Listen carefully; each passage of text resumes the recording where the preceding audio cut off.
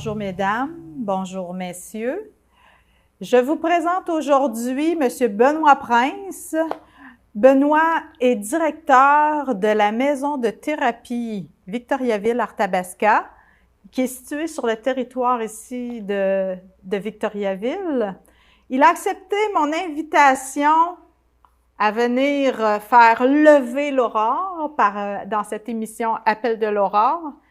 Benoît, je trouve que c'est tout indiqué de recevoir quelqu'un comme toi qui va nous parler d'hommes pour qui le soleil se remet à briller.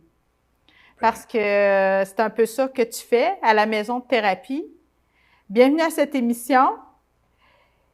Une maison de thérapie, tu reçois des gens. Qui sont les personnes qui se présentent à la maison de thérapie, Benoît? Premièrement, ça fait 11 ans qu'on est là, on reçoit que des hommes. Depuis quelques années, depuis longtemps. je ris parce qu'on s'en est parlé un peu tout à l'heure. Oui. C'était beaucoup trop d'ouvrages, les hommes et les femmes ensemble.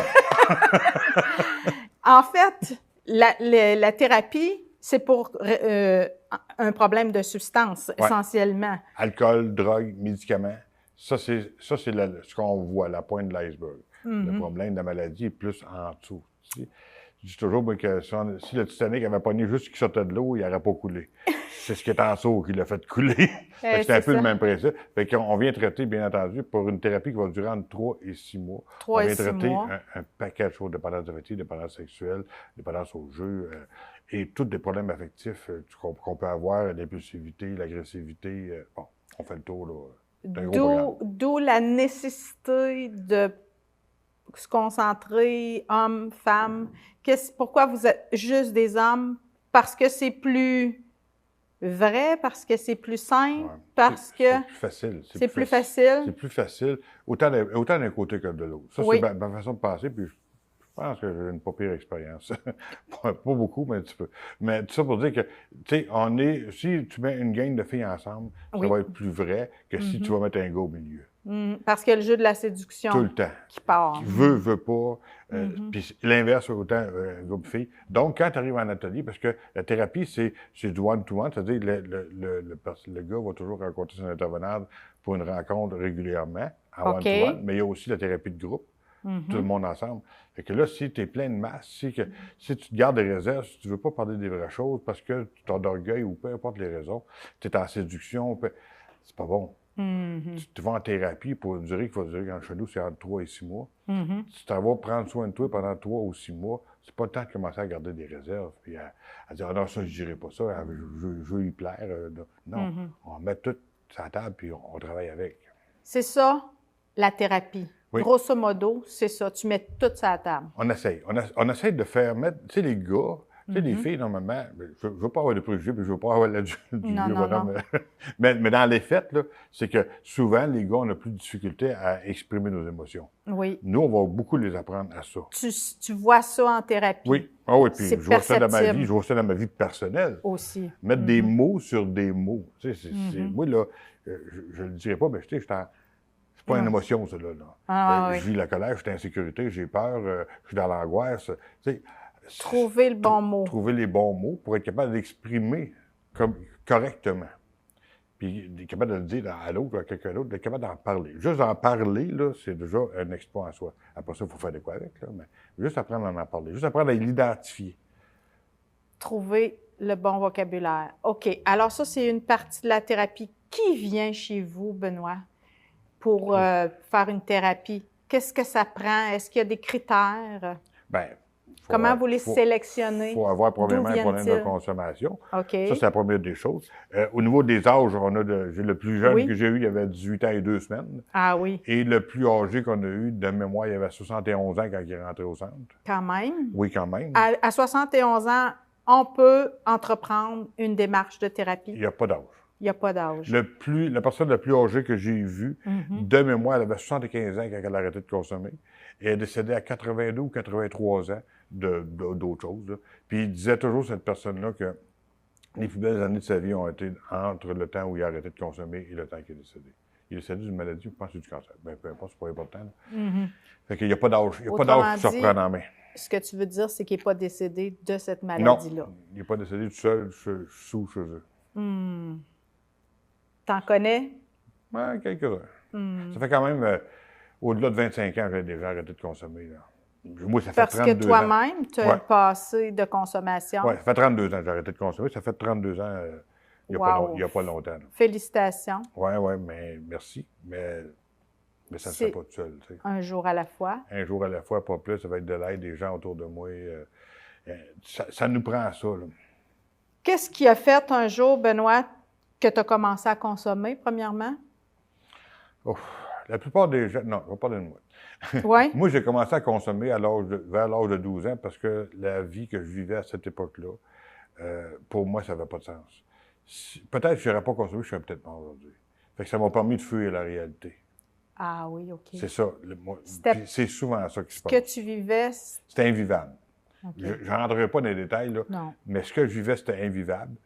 Pour moi, puis la consommation... La consommation m'a fait en fait que je me suis évadé de ça, temporairement. Fait que la première fois, tu te dis « Wow! Puis là, ben, tu veux... Tu sais, quand tu fais wow à quelque chose, ben, oui, c'est ça.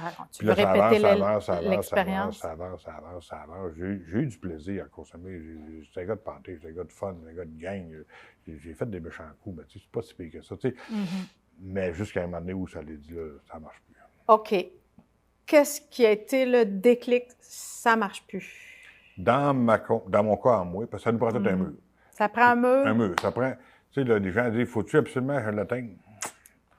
En tout cas, le mur va t'aider à ouvrir l'esprit, mettons. Ah, OK, c'est ça. C'est comme ça que tu définis le mur. Oui, pour imager, là, c'est quand tu es rendu assez dans la chenoute, tu n'as plus de solution, tu ne trouves plus rien, tu es bas, que là, tu te dis, là, s'il y a quelque chose à quelque part, c'est le temps, tabarnache, parce que là, moi, je suis plus capable. Moi, dans mon cas, ce mur-là a été mes enfants. Explique-nous ça. J'ai eu une enfance difficile avec une mère alcoolique, toxicomane, en tout cas, peu importe. Là.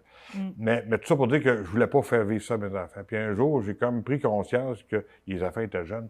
Tu sais, ma garderie, Marie-Christine avait 3 ans, puis 3 ans, puis 4 ans, dans ce coin-là. Puis là, la une vilaine au monde. Puis là, j'ai dit, non, c'est pas vrai que moi, je vais faire vivre ça. Là. C'est pas vrai, là. Fait que c'est ça, moi, que ça a fait. Faut que je fasse de quoi, là. Tu as frappé à quelle porte à ce moment-là? Qu'est-ce qui... Bon, j'ai frappé. J'ai appelé des gens qui m'ont dirigé vers des centres, vers des fraternités, pour essayer de changer ça, parce qu'il fallait que je change ça. Est-ce que ça se peut s'en sortir seul? Je veux pas dire non, mais je dirais pas oui. Mais je dis toujours que... Dans le fond, tout pour moi... Tout est possible. Ce que j'entends, c'est que tout est possible. Tout est possible. Mais je dis toujours que arrêter de consommer, n'importe qui avec une grosse tête de cochon peut réussir à y arriver.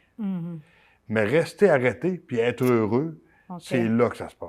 Ah oui, c'est ça. Et c'est là qu'on a besoin des autres. C'est là qu'on a besoin des gens avec qui parler, qui ont vécu des choses semblables, des expériences, qui ont passé au travers. Parce que quand tu arrêtes de consommer, la vie n'arrête pas, là. Ben non. Les obstacles arrivent, peu importe la brutalité. Les tentations aussi. Les tentations sont là. Les amis. Les annonces, les amis, pas la taverne, mais la terrasse l'été. Aussi. Non, mais c'est ça. Tu sais, tout reste là, là. Donc, si on n'a pas des gens pour nous épauler, pour arrêter, pour changer notre façon de penser, pour nous montrer d'un que ça se fait, ça c'est la première des choses, là.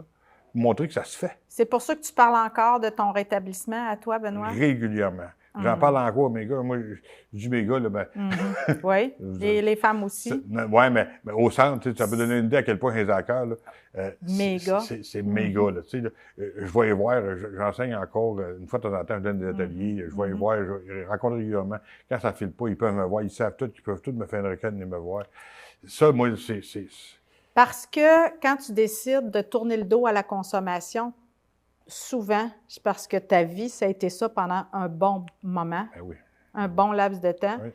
Puis nécessairement, tu tournes le dos à des amis, des frères, des sœurs, un père parfois, une mère, beaucoup de monde. Peu importe, oui. Puis tu fais pas de l'unanimité. Non, mais ça dépend. Tu sais, chaque cas est différent. Oui. Souvent, quand tu consommes assez longtemps, de toute façon, les gens autour de toi, ils sont osés. Je parle des vrais. Je parle des personnes qui sont importantes. La famille proche, père, mère, frère, sœur, et ainsi de suite.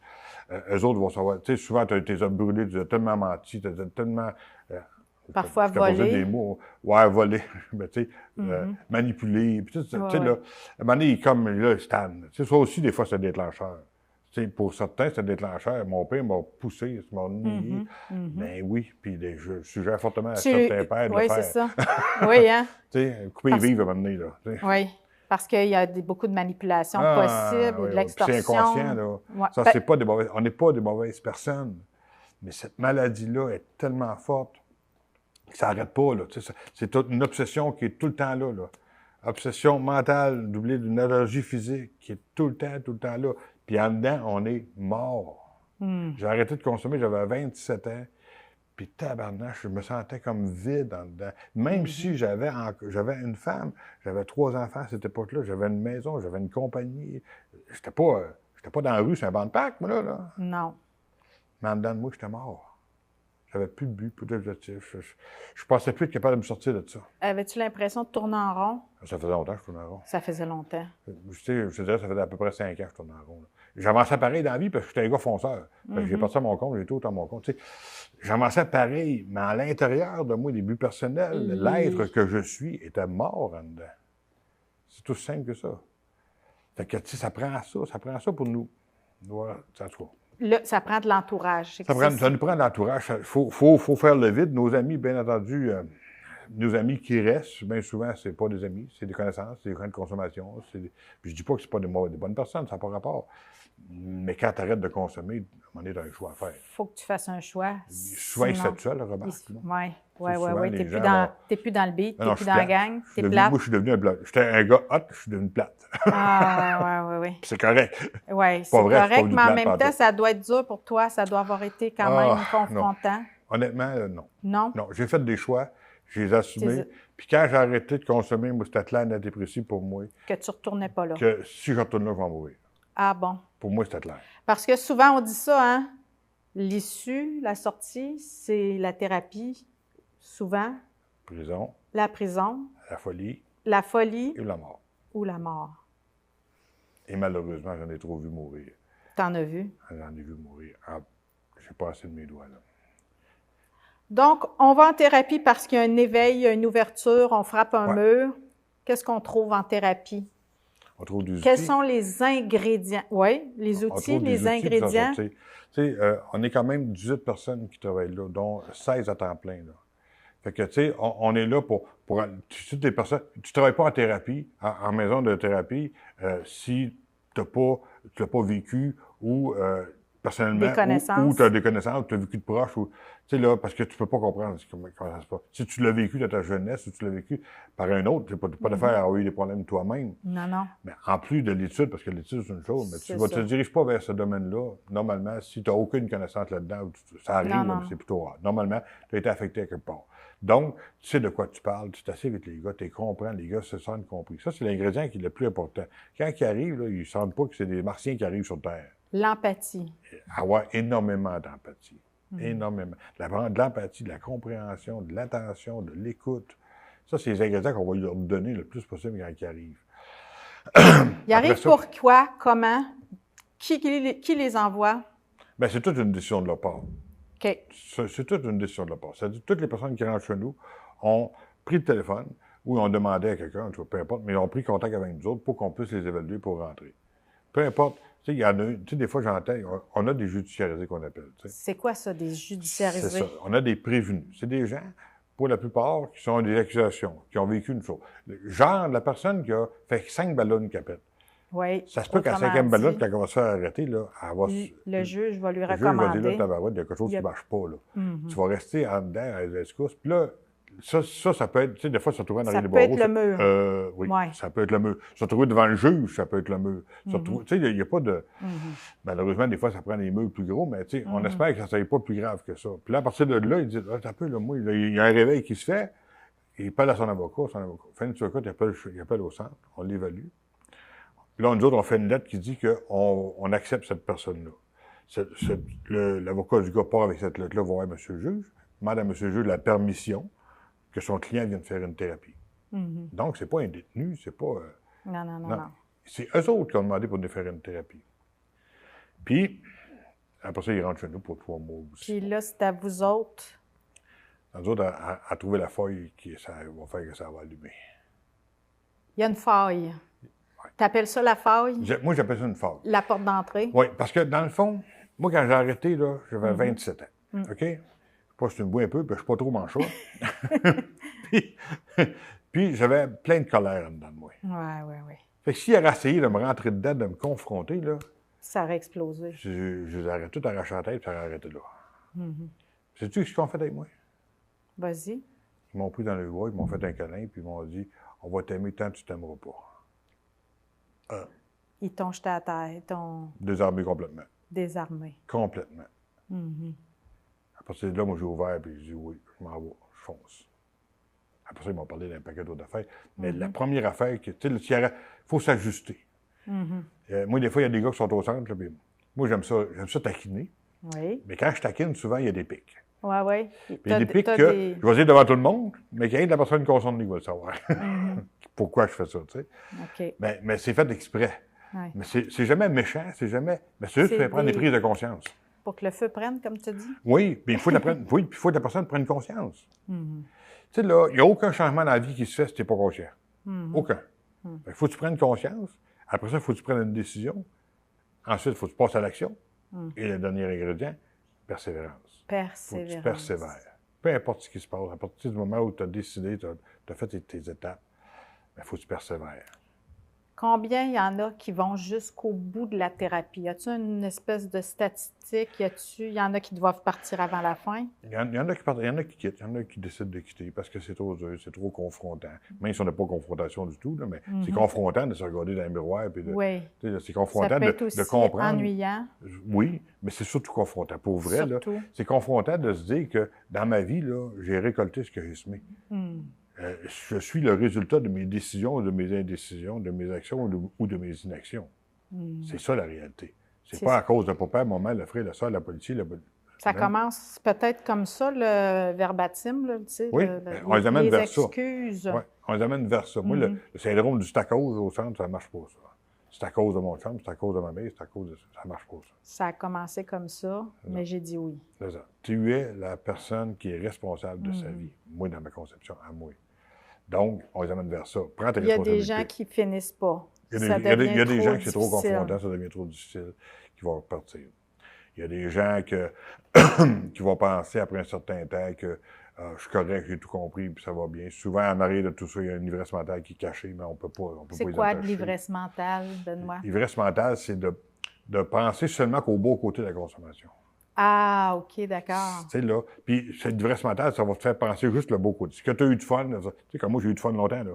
Ben oui. Mais si je m'arrête à ça, je vais retourner consommer. Ben oui. J'ai vraiment eu du fun. Ben oui. Mais si je veux pas que ça continue, là, il faut que je continue le film. Ah oui. Où j'ai fini. Là où tu as arrêté d'avoir du fun. Où j'ai fini. Tu sais, j'ai fini, je voulais mourir. Fait que, tu sais, puis aujourd'hui, je veux vivre. Là. J'ai dit tantôt, j'étais mort en dedans. Aujourd'hui, c'est tout le contraire. Je commence à penser mon manquet de temps pour tout faire ce que je veux faire. Là, je ne dis pas, ça a l'air. Ah oui. J'ai arrêté de consommer très jeune, là. Mais... Quand est-ce que tu as compris, justement, Benoît, si on revient à ça, tu étais mort en dedans, quand est-ce que tu as compris que tu recommençais à revivre un peu? Comment après ça s'est passé? Ça a pris du temps? Je dirais que j'ai fait quelques années. Moi, j'ai arrêté sans thérapie, sans rien. OK. Après quelques années, je suis allé faire une thérapie à Roberval. OK. Suite à ça, j'ai rencontré un père qui m'a guidé beaucoup vers la spiritualité. OK. Puis je te dirais qu'à partir de là, ça s'est bien changé. Qu'est-ce que ça change, la spiritualité? Parce que vous en parlez aussi. Oui, hein? on en parle énormément, la spiritualité. La méthode. De croire à une puissance supérieure à nous autres. Puis, tu sais, moi, je suis pas un pro-religion, on s'en a déjà parlé. J'ai rien contre, là, mais moi, personnellement, je crois qu'il y a une puissance supérieure. Je crois qu'il y a quelque chose de quelque part de plus fort que moi, qui va m'aider à traverser des affaires, qui vont me donner la force que je pense pas avoir, qui vont m'aider à continuer dans la vie. La foi, c'est la foi en toi, en Dieu. C'est une foi, une puissance. C'est une foi, une puissance supérieure. Tu sais, moi, je regarde souvent, tu sais, souvent, c'est la nature. Moi, il y a quelque chose de plus fort que la nature. Quand le vent décide qu'il arrache quelque chose, il l'arrache. Quand l'eau décide qu'elle rase tout son passage, elle passe à quelque part. Pareil, c'est toute la même affaire. Tu sais, c'est la nature, là. Il n'y a pas grand-chose de plus fort que ça dans ma conception à moi. Fait que je m'accroche à ça. Je me dis que si ce qui a créé tout ça, ça peut ne qu'être bon, là, parce que c'est merveilleux, là, comment c'est fait. En plus, c'est parfait, ça tombe à terre, ça pourrit, genre, faire de la graine, en tout cas. Le cycle. On ne rembarquera pas dans le cycle, mais c'est ça pareil. Oui. Fait que je me dis que, bon, est-ce que j'y crois? Pas j'y crois. Est-ce que je sais hors de tout doute quelque chose après? Je sais pas. Tu sais pas. Je sais pas du tout. Mais c'est ça la foi. C'est ça. C'est ça la foi, c'est croire sans voir.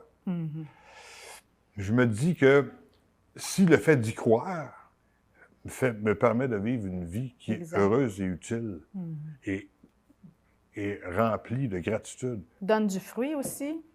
Comment? Donne un fruit. Oui, donne un fruit, ben oui. Et oui. Pour ça, je dis que... féconde. Tu sais, c'est comme, oui, c'est ça. Il n'y a pas de mots, tu sais, il n'y a pas de... Je veux pas embarquer dans la religion parce que la religion, pour moi, c'est fait par l'homme. Mais la spiritualité, c'est tout ce qui est bon, tout ce qui est pur, tout ce qui... Puis ça va dans tous les gestes, là. La générosité, l'attention, le tendre la main à un autre, être là pour quelqu'un. Ça fait toute partie de la spiritualité pour moi, là. Toutes les bonnes valeurs que j'ai eues en quelque part pareilles, plus par mon père, mais que j'ai eues pareilles, qui sont là, puis qui Dans sont ton sortis enfance. dans mon enfance. Ouais. Puis, Dans ton histoire. fait qu'on on les dirige beaucoup vers ça. D'ailleurs, c'est une des bases. Nous autres, on travaille beaucoup avec les 12 étapes des alcooliques anonymes, et c'est un des piliers du mode de vie, là. Oui, oui, oui. C'est un des piliers que Bill et Bob ont fondé depuis 1935. Parce qu'il y en a qui partent... beaucoup de personnes ne croient plus parce que quand tu frappes ton mur, tu as essayé plein de choses avant. Hein? Ouais. Puis là, tu ne crois plus que ça va être possible. Non, mais en même temps... T'oses encore. La plupart des gens vont crier à quelque chose à quelque part. Oui. Crier. Moi, c'est ça que j'ai fait. Ce cri-là, c'est... Il y a quelque chose à quelque part! Ouais. Ah, Faites oui, quoi, oui. c'est là? C'est ça, pareil. C'est comme ça que ça se passe. Hein? Tu sais, le fait de... le fait de dire, moi, je crois pas. Mais le fait de dire que tu ne crois pas, c'est accepter quelque chose à croire. Ah oui, contre... en quoi tu crois pas? C'est ça. Fait que souvent, ça a la matière à réflexion. Oui. Mais tout ça pour dire que c'est quand même un bout important. Oui. Tu sais, dans le gros livre des alcooliques anonymes, la brique, là, les mots qui reviennent le plus souvent, c'est humilité, honnêteté, spiritualité. Si tu mets ces trois ingrédients-là dans ta vie, là, tu vas avoir une belle vie. L'humilité. Humilité. C'est quoi ta définition de l'humilité, Dan? Ah, mon Dieu Seigneur, je l'ai appris à la dure, celle-là. Oui? Oui. L'humilité, là, moi, comme beaucoup, on mélange ça avec l'humiliation. Oui. Et c'est pas ça du tout. L'humilité, c'est savoir vraiment qui on est. Exact. Vraiment qui on est. Reconnaître. Avec nos qualités, Exact. nos défauts, nos forces, nos faiblesses. Ça, pour moi, c'est l'humilité. Et à partir du moment où j'ai compris ça, là, il n'y a plus personne qui était soit plus fin ou plus fou, moi, ou que j'étais supérieur ou j'étais inférieur ou whatever. Je sais qui je suis à 100%. Et on prend une gorgée d'eau parce que... Bien sûr. À 100%, on peut dire ça? Oui. De plus en plus, tu changes, parce que tu changes. Il y a une part de surprise aussi dans ton... Mais dans le moment présent, c'est à 100%. Ah, vois-tu? Oui, moment présent. Ben oui!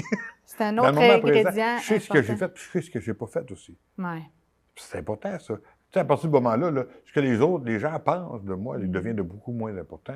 C'est ça. Ce que les gens disent de moi, il devient de beaucoup moins important parce que je sais ce que j'ai fait, ce que j'ai pas fait. Je sais qui je suis et je sais qui je suis pas aussi. Puis tu remets pas ton pouvoir dans le jugement des autres, dans le... Oui. Non, parce que sinon... un ennemi du rétablissement. Oui.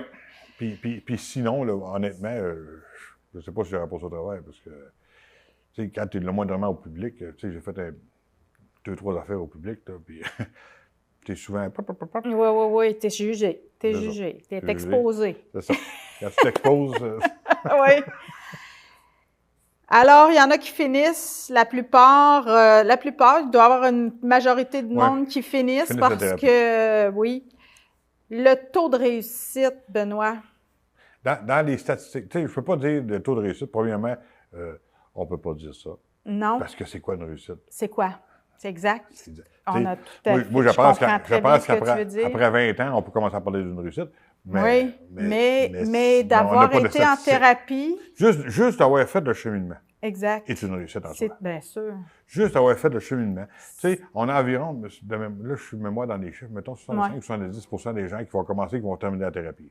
OK. C'est juste ça, c'est une réussite. Ben oui. Après ça, il faut continuer. Persévérance, ce que j'ai dit tantôt. Il faut persévérer. Écoute, dans les statistiques mondiales, ils disent que 3 des alcooliques toxicomanes vont s'en sortir. 3 3 c'est pas beaucoup. Non, c'est pas beaucoup. Mais c'est sûr qu'à partir du moment où tu prends une décision, tu vas en thérapie, puis tu fais une démarche, puis tu viens d'embarquer, tu viens d'augmenter, là. C'est 3 le total. Ceux qui sont dans la rue qui ne connaissent pas ça, puis dans le mondial, là, c'est partout, là. 3 C'est une chance qu'un homme se donne de faire cette démarche-là. Un, pour apprendre à se connaître, pour refaire des liens aussi, peut-être, familiaux. Familiaux avec les enfants. Avec ses enfants. Tu sais, je parle souvent de ma vie parce que je suis très reconnaissant. Je suis très reconnaissant de la vie. Tu sais, moi, là, j'ai mes enfants avec moi, on fait des soupers de famille, j'ai mes petits-enfants qui sont là, j'ai une conjointe avec qui ça va super bien. Tu sais, là... Une complice. C'est une complice qui est aussi familiale que moi. Comment je peux pas remercier la vie? Comment je peux pas... Tu sais, là, à un moment donné, il faut arrêter de jouer dans le sable, puis tu mets ta tête dans le sable, et dire, non, Christy, là, ma vie est belle. Je me lève le matin, ça fait 11 ans que je me lève, puis je m'en vais pas travailler, moi, là. Je m'en vais faire ce que j'aime faire, par-dessus tout.